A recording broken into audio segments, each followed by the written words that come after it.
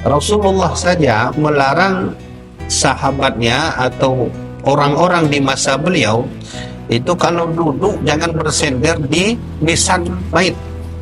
Pertama, itu tak ada adab. Yang kedua, itu bisa menyinggung mayit. Memangnya mayit itu hidup? Tubuhnya yang mati, matanya yang mati, yang udip ruh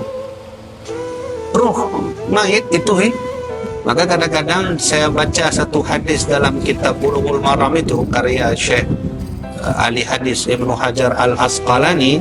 Di situ tertulis terkadang mayit itu dia bisa duduk kalau kita datang, bukan tubuhnya yang bangun lagi, enggak, ruhnya itu. Kadang-kadang kalau kita datang dia duduk itu, ruhnya itu. Walaupun hadisnya dhaif, hadisnya tak sahih, tapi hadis dhaif ini bisa dia jadikan sebagai fadailul amal.